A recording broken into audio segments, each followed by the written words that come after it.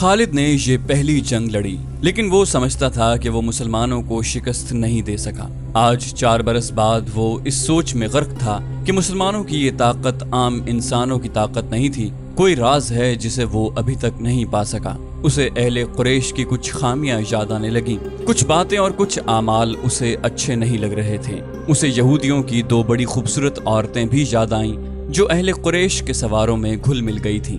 वो जानता था कि यहूदी अपने निस्वानी हुस्न के जादू से अहले कुरैश पर छा जाने की और उन्हें मुसलमानों के खिलाफ इस्तेमाल करने की कोशिश कर रहे हैं। ये तरीका उसे पसंद न था, लेकिन उनमें से एक औरत एक रोज़ खालिद से मिली तो खालिद ने महसूस किया कि ये औरत जो कुछ कह रही है उसमें अक्ल व दानिश है। उस औरत के हुस्न व जवानी का अपना एक असर था, लेकिन तिलिस्म जो उसकी ज़बान में था उसका असर खालिद ने भी महसूस किया। कुछ देर तक ये औरत खालिद के ख्यालों पर छाई रही। उसका घोड़ा हिनहिनाया तो खालिद जैसे ख्वाब से बेदार हो गया। वो तेजी से उठा, घोड़े पर सवार हुआ और फिर मदीने के रास्ते पर हो लिया।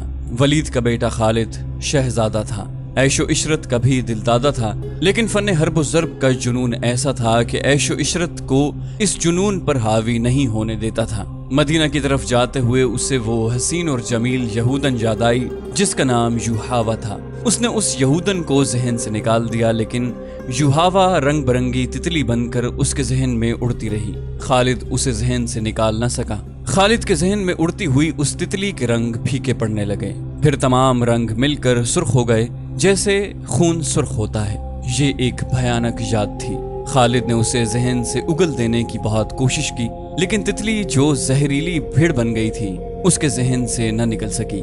ये मार्का उहद के 3-4 माह बाद का एक वाकया था। ये एक साजिश थी जिसमें वो शरीक न था, लेकिन वो कबीला कुरैश का एक बड़ा ही अहम फर्द था। मुसलमानों के खिलाफ किसी साजिश में शरीक न होने के बावजूद वो दावा नहीं कर सकता था कि वो उसमें शरीक न था। मार्का उहद में जख्मी होने वाले बाज अहले कुरैश के जख्म अभी ठीक नहीं हुए थे कि एक रोज़ खालिद को खबर मिली कि मदीना से 6 मुसलमान तबलीग इस्लाम के लिए रजी की तरफ जा रहे हैं कि अफान से थोड़ी दूर एक गैर मुस्लिम कबीले ने उन्हें रोक लिया और उनमें से 2 को मक्का लाया गया और उन्हें नीलाम किया जा रहा है। खालिद दौड़ता हुआ वहां गया। वो 2 मुसलमान खबीब रज़ियल्लाहु अन्हु बिन आदी और ज़ैद बिन दसना रज़ियल्लाहु अन्हु थे। खालिद दोनों को जानता पहचानता था।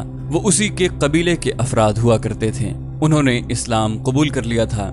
उनमें हुब्बे रसूल अल्लाह सल्लल्लाहु अलैहि वसल्लम का ये आलम था कि रसूल खुदा सल्लल्लाहु अलैहि वसल्लम पर जाने कुर्बान करने के लिए तैयार रहते थे। रसूल खुदा उन्हें बहुत अजीज रखते थे। खालिद ने देखा कि उन्हें एक चबूतरे पर खड़ा कर दिया था और इर्द गिर्द अहले कुरैश का हुजूम था। एक गैर मुस्लिम कबीले के 4 अफराद उनके पास खड़े थे। दोनों के हाथ रस्सियों से बंधे हुए थे। ये दोनों मुसलमान हैं। एक आदमी चबूतरे पर खड़ा ऐलान कर रहा था, ये दोनों उहद में तुम्हारे खिलाफ लड़े थे। इनके हाथों तुम्हारे अजीज और खून के रिश्तेदार मारे गए थे। है कोई जो इंतकाम की आग बुझाना चाहता है? इन्हें खरीदो, इन्हें अपने हाथों कत्ल करो और खून के बदले खून बहाओ। ये आदमी सबसे ऊंची बोली देने वाले को मिलेंगे। बोलो 2 घोड़े, एक आवाज आई। बोलो बढ़कर बोलो 2 घोड़े और एक ऊंट, एक और आवाज आई। घोड़ों ऊंटों को छोड़ो, सोने में बोली दो, सोना लाओ, दुश्मन के खून से इंतकाम की प्यास बुझाओ। वो लोग जिनके करीबी रिश्तेदार उहद की लड़ाई में मारे गए थे बढ़ चढ़ कर बोली दे रहे थे। खुबैब रज़ियल्लाहु अन्हु और ज़ैद रज़ियल्लाहु अन्हु चुपचाप खड़े थे।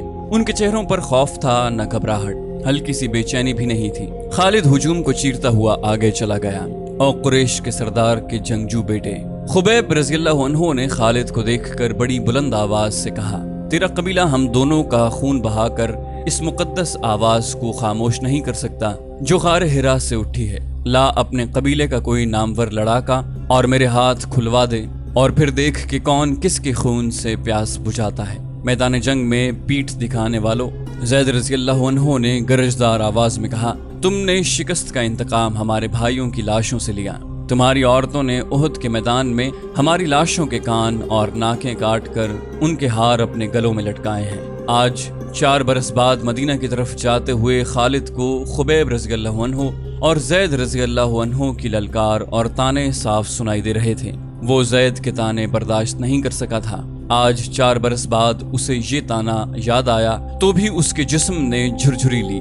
اسے احد کے میدان کا وہ منظر یاد آیا جب ابو سفیان کی بیوی ہند نے حمزہ رضی اللہ عنہ کی لاش کا کلیجہ نکال کر اپنے منہ میں ڈال لیا اور چبا کر اگل دیا۔ اسی عورت نے اپنے ساتھ کی عورتوں سے کہا تھا کہ وہ مسلمانوں کی لاشوں کے کان اور ناکیں کاٹ لائیں۔ ان عورتوں نے اس کے آگے کانوں اور ناکوں کا ڈھیر لگا دیا تھا۔ ہند نے ان کانوں اور ناکوں کا ہار بنایا اور اپنے گلے میں ڈال لیا تھا، اور وہ پاگلوں کی طرح میدان میں ایک گیت گاتی اور ناچتی پھرتی تھی۔ اس منظر کو اس کے خاوند ابو سفیان نے بھی پسند نہیں کیا تھا۔ خالد نے تو نفرت سے منہ پھیر لیا تھا۔ 3-4 ماہ بعد 2 مسلمان جن کے ہاتھ رسیوں سے بندھے تھے اسے تانے دے رہے تھے۔ وہ اوچھے طریقے سے انتقام لینے والا آدمی نہیں تھا۔ وہ یہاں سے کھسک آیا اور اہل قریش کے ہجوم میں گم ہو گیا۔ اسے اس قبیلے کا ایک آدمی مل گیا جو ان دونوں مسلمانوں کو پکڑ لایا تھا۔ کسی بھی تاریخ میں اس قبیلے کا نام نہیں ہے۔ مورخوں نے بھی حشام کے حوالے سے ایک جنگجو قبیلہ لکھا ہے جو قریش کا اتحادی تھا۔ خالد نے اس جنگجو قبیلے کے اس آدمی سے پوچھا کہ ان 2 مسلمانوں کو کس طرح پکڑا گیا۔ اس آدمی نے کہا، خدا کی قسم، کہو تو ہم ان مسلمانوں کے رسول کو پکڑ لائیں اور نیلامی کے چبوترے پر کھڑا کر دیں۔ تم جو کام نہیں کر سکتے اس کی قسم نہ کھاؤ۔ خالد نے کہا، مجھے بتاؤ کہ ان 2 کو کہاں سے پکڑا گیا ہے۔ اس نے جواب دیا کہ یہ 6 تھے۔ ہم نے احد میں مارے جانے والوں کا انتقام لیا ہے، آئندہ بھی ایسے ہی انتقام لیتے رہیں گے۔ ہمارے قبیلے کے کچھ آدمی مدینہ میں محمد صلی اللہ علیہ وسلم کے پاس گئے اور کہا کہ وہ اسلام قبول کرنے آئے ہیں۔ انہوں نے یہ بھی کہا کہ ان کا پورا قبیلہ اسلام قبول کرنے کا ارادہ کر چکا ہے، لیکن پورا قبیلہ مدینہ نہیں آ سکتا۔ ہمارے ان آدمیوں نے محمد صلی اللہ علیہ وسلم سے کہا کہ ان کے ساتھ چند ایک مسلمانوں کو ان کے قبیلے میں بھیجا جائے جو پورے قبیلے کو مسلمان کرے اور پھر قبیلے کو مذہبی تعلیم دینے کے لیے کچھ عرصہ وہیں رہے۔ ہمارے یہ آدمی جب واپس آئے تو ان کے ساتھ 6 مسلمان تھے۔ ادھر ہمارے سردار شارجہ بن مغیث نے 100 آدمیوں کو رجی کے مقام پر بھیج دیا۔ جب یہ 6 مسلمان رجی پہنچے تو ہمارے 100 آدمیوں نے انہیں گھیر لیا۔ تم سن کر حیران ہوگے کہ یہ 6 مسلمان تلواریں نکال کر 100 آدمیوں کے مقابلے پر آ گئے۔ ہم نے 3 کو مار ڈالا اور 3 کو پکڑ لیا، ان کے ہاتھ رسیوں سے باندھ دیے۔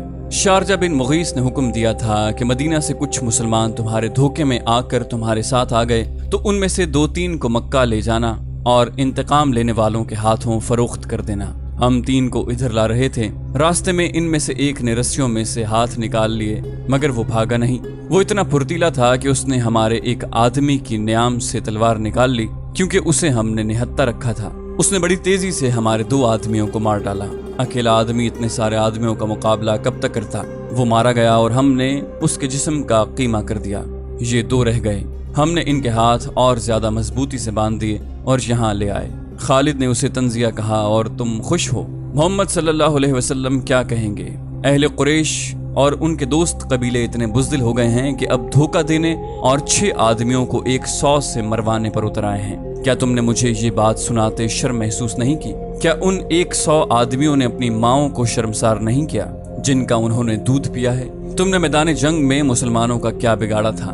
ولید کے بیٹے، اس آدمی نے کہا، کیا تم محمد کی طاقت کا مقابلہ کر سکتے ہو؟ بدر میں 1000 قریش 313 مسلمانوں سے مار کھائے تھے۔ احد کی لڑائی میں محمد کے پیروکار کتنی تعداد میں تھے؟ 700 سے کم، زیادہ نہیں۔ قریش کتنے تھے؟ ہزاروں۔ سن خالد بن ولید، محمد کے ہاتھ میں جادو ہے۔ جہاں جادو چلتا ہے وہاں تلوار نہیں چل سکتی۔ پھر تمہاری تلوار کس طرح چل گئی؟ خالد نے پوچھا۔ اگر محمد کے ہاتھ میں جادو ہے تو وہ تمہارے سردار شارجہ بن مغیث کے دھوکے میں کس طرح آ گیا؟ اس کے 4 آدمیوں کو کس طرح مار ڈالا؟ ان 2 کو محمد کا جادو آزاد کیوں نہیں کرا دیتا؟ تم جس چیز کا مقابلہ کرنے کی جرت نہیں رکھتے اسے جادو کہتے ہو۔ ہم نے جادو کو جادو سے کاٹا ہے۔ شارجہ بن مغیث کے قبیلے کے آدمی نے کہا، ہمارے پاس یہودی جادوگر آئے تھے، ان کے ساتھ 3 جادوگرنیاں بھی تھیں، ان میں سے ایک کا نام یوحاوا ہے۔ ہم نے اپنی آنکھوں سے دیکھا ہے، ایک گھنی جھاڑی میں سے ایک برچھی زمین سے سرکتی ہوئی باہر آئی۔ یہ برچھی جھاڑی میں واپس چلی گئی اور سانپ بن کر واپس آئی۔ یہ سانپ واپس جھاڑی میں چلا گیا۔ مدینہ کی طرف جاتے ہوئے اسے یہ واقعہ یاد آ رہا تھا۔ وہ اسے یاد نہیں کرنا چاہتا تھا، لیکن زہریلی بھیڑوں کی طرح یہ یاد اس کے اوپر بھن بھناتی رہی۔ اسے یوحاوا یاد آئی۔ وہ جادوگرنی تھی یا نہیں؟ اس کے حسن میں، جسم کی ساخت، مسکراہٹ اور بولنے کے انداز میں جادو تھا۔ اس نے شارجہ بن مغیث کے اس آدمی کے منہ سے یوحاوا کا نام سنا تو وہ چونکا۔ معرکہ احد کے بعد جب اہل قریش کی فوج مکہ واپس آئی تو مکہ کے یہودی ایسے انداز سے ابو سفیان، خالد اور اکرمہ کے پاس آئے تھے جیسے احد میں یہودیوں کو شکست ہوئی ہو۔ یہودیوں کے سرداروں نے ابو سفیان سے کہا تھا کہ مسلمانوں کو شکست نہیں ہوئی اور لڑائی ہار جیت کے بغیر ختم ہو گئی ہے، تو یہ قریش کی شکست ہے، یہ یہودیوں کی ناکامی ہے۔ یہودیوں نے اہل قریش کے ساتھ اس طرح ہمدردی کا اظہار کیا تھا جیسے وہ اہل قریش کی ناکامی پر غم سے مرے جا رہے ہیں۔ انہی دنوں خالد نے پہلی بار یوحاوا کو دیکھا تھا۔ وہ اپنے گھوڑے کی ٹہلائی کے لیے آبادی سے باہر نکل گیا تھا۔ جب وہ واپس آ رہا تھا تو راستے میں اسے یوحاوا مل گئی۔ یوحاوا کی مسکراہٹ نے اسے روک لیا۔ میں تسلیم نہیں کر سکتی، ولید کا بیٹا جنگ سے ناکام لوٹ آیا ہے، یوحاوا نے کہا، اور خالد کے گھوڑے کی گردن پر ہاتھ پھیرنے لگی اور بولی، مجھے اس گھوڑے سے پیار ہے جو مسلمانوں کے خلاف لڑنے گیا۔ خالد یوں گھوڑے سے اتر آیا جیسے یوحاوا کے جادو نے اسے گھوڑے سے زمین پر کھڑا کر دیا ہو۔ اس سے بڑی ناکامی اور کیا ہوگی کہ تم مسلمانوں کو شکست نہیں دے سکے۔ یوحاوا نے کہا، تمہاری شکست ہماری شکست ہے، اب ہم تمہارا ساتھ دیں گے، لیکن تمہارے ساتھ ہوتے ہوئے بھی تم ہمیں اپنے ساتھ نہیں دیکھ سکو گے۔ خالد نے یوں محسوس کیا جیسے اس کی زبان بند ہو گئی ہو۔ تلواروں، برچھیوں اور تیروں کی بوچھاڑوں کا مقابلہ کرنے والا خالد یوحاوا کی مسکراہٹ کا مقابلہ نہ کر سکا۔ اگر یہودی ہمارے ساتھ نہیں ہوں گے تو ہمارے کس کام آ سکیں گے؟ خالد نے پوچھا، کیا تم سمجھتے ہو کہ صرف تیر ہی انسان کے جسم سے پار ہو جاتا ہے؟ یوحاوا نے کہا، عورت کا تبسم تم جیسے دلیر اور جرری مردوں کے ہاتھوں سے تلوار گرا سکتا ہے۔ خالد اس سے کچھ پوچھنا چاہتا تھا لیکن کچھ پوچھ نہ سکا۔ یوحاوا نے اس کی آنکھوں میں آنکھیں ڈالی اور پھولوں کی پنکھڑیوں جیسے ہونٹوں پر تبسم آ گیا۔ یوحاوا آگے چل پڑی۔ خالد اسے دیکھتا رہا۔ اس کے گھوڑے نے کھر مارا تو خالد اپنے آپ میں آ گیا۔ وہ بڑی تیزی سے گھوڑے پر سوار ہوا اور چل پڑا۔ کچھ دور آ کر اس نے پیچھے دیکھا۔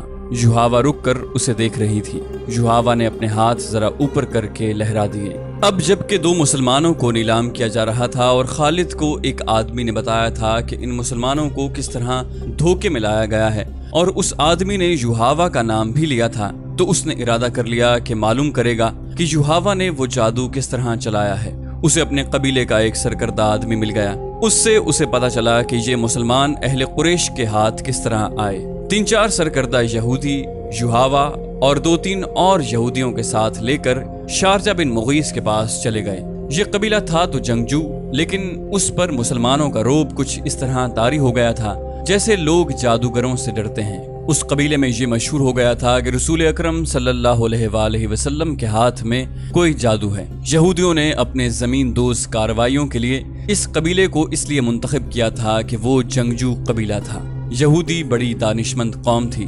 انہوں نے سوچا کہ اگر مسلمانوں کے جادو کا وہم پھیل گیا تو دوسرے قبیلے بھی اس سے متاثر ہوں گے۔ یہ یہودی اس قبیلے کے سردار شارجہ بن مغیث کے پاس گئے اور اس کا یہ وہم دور کرنے کے لیے کہ مسلمان جادوگر ہیں اسے بہت کچھ کہا، لیکن شارجہ بن مغیث نے تسلیم نہ کیا۔ رات کو یہودیوں کے کہنے پر شارجہ بن مغیث نے ان مہمانوں کی ضیافت کا انتظام باہر کھلے آسمان تلے کیا۔ ان یہودیوں نے اپنے ہاتھوں اپنے میزبانوں کو شراب پلائی۔ شارجہ بن مغیث اور اس کے قبیلے کے چند ایک سرکردہ افراد کو جو شراب پلائی گئی اس میں یہودیوں نے کچھ ملا دیا تھا۔ پھر یہودیوں نے اپنے جادو کے کچھ شعبدے دکھائے۔ یوحاوا نے اپنے حسن کا جادو چلایا۔ اس کا ذریعہ ایک رقص بھی تھا جس میں یہ یہودنیں نیم برہنہ تھیں۔ ناچتے ناچتے ان کے جسم پر جو ادھورے سے لباس تھے وہ بھی سرک کر زمین پر جا پڑے۔ یہودی اپنے سازندے ساتھ لے گئے تھے۔ اگلے روز جب شارجہ بن مغیث کی آنکھ کھلی تو اسے محسوس ہوا جیسے وہ بڑے ہی حسین خواب سے جاگا ہو۔ اس کے خیالات بدلے ہوئے تھے۔ کچھ دیر بعد وہ پھر اپنے قبیلے کے دوسرے سرداروں کے ساتھ یہودیوں کے پاس بیٹھا تھا۔ یہودنیں بھی وہاں موجود تھیں۔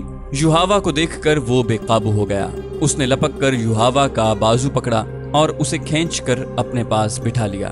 ضروری نہیں کہ دشمن کو میدان میں للکار کر اسے شکست دی جائے، ایک یہودی نے کہا۔ ہم مسلمانوں کو دوسرے طریقوں سے بھی ختم کر سکتے ہیں، اس کا ایک طریقہ ہم تمہیں بتاتے ہیں۔ خالد کو بتایا گیا کہ ان 6 مسلمانوں کو مدینے سے دھوکے سے لانے کا یہ طریقہ یہودیوں نے بتایا تھا، اور شارجہ بن مغیث نے جو آدمی رسول کریم صلی اللہ علیہ وسلم کے پاس بھیجے تھے ان میں سے ایک یہودی بھی تھا۔ خالد مسلمانوں کو اپنا بدترین دشمن سمجھتا تھا، لیکن اسے یہ غیر جنگی طریقے اچھے نہیں لگتے تھے۔ خالد اپنے گھر گیا، اپنی ایک خادمہ سے کہا کہ وہ یوحاوا یہودن کو بلا لائے۔ یوحاوا اتنی جلدی اس کے پاس آئی جیسے وہ اس کے بلاوے کے انتظار میں قریب ہی کہیں بیٹھی تھی۔ تم نے مسلمانوں کو کامیابی سے دھوکہ دیا ہے، خالد نے یوحاوا سے کہا، اور مغیث کے قبیلے کے لوگ تمہیں جادوگرنی کہنے لگے ہیں، لیکن یہ طریقہ مجھے پسند نہیں آیا۔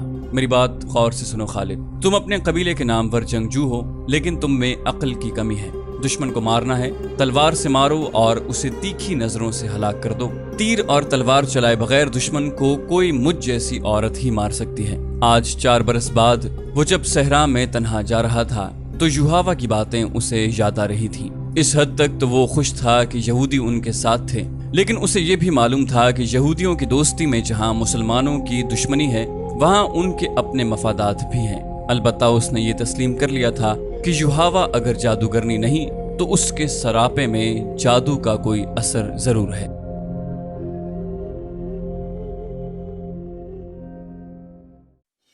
چینل کو سبسکرائب کیجیے اور بیل آئیکن پر کلک کیجیے تاکہ آپ کو تمام ویڈیوز فوراً ملتی رہیں۔